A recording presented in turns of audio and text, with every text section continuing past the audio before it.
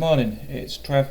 This is a video on independence and, as a disabled person, the importance of independence. I have 24-hour care around the clock, and so I have people pretty much with me all of the time, and that's just part of life. It is what it is to help look after me.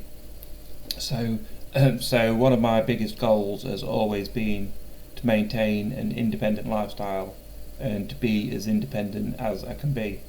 And independence comes in many forms. I've found over the years I've spent more and more time on my own.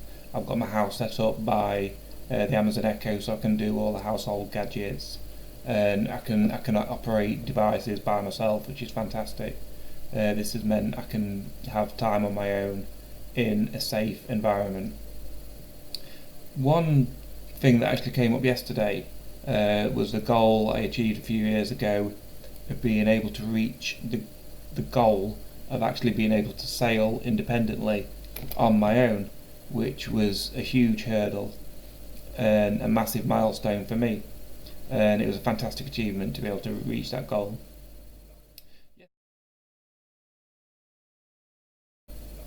Yesterday I had a different meaning to the word independence. One of my carers he had to nip off to the doctors for a doctor's appointment to check upon the baby that's coming, and we couldn't swap shifts. So I just said, alright, just drop me off at the cinema, I'll go to the cinema on my own and then pick me up afterwards. Anyway, I went into the cinema and I was in the cinema on my own, and there was no one else in the cinema at all. So we said as my carer went out, we said to the desk, there's a chap in there, if no one else does come in, obviously go and get him because he's in a wheelchair and he can't get out. So I sat in the cinema on my own and watched film completely on my own, which was quite surreal actually, having no one else around whatsoever. It was absolutely lovely, complete peace and quiet. But then the film stopped and I was like, right, now I've got to get out. So my first thought was to actually phone the cinema so that they could know that there's a person trapped in a wheelchair trapped in a cinema. And obviously it was all automated. And what film would you like to book?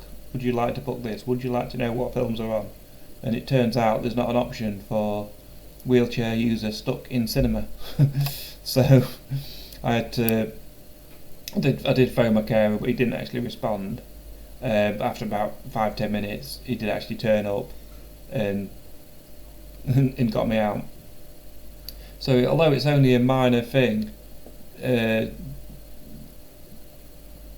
a disability, being in the cinema completely on my own, it was still a first, and it was still a realisation of independence and how important it is and how much you've got to fight for it to make sure that you can live an independent lifestyle.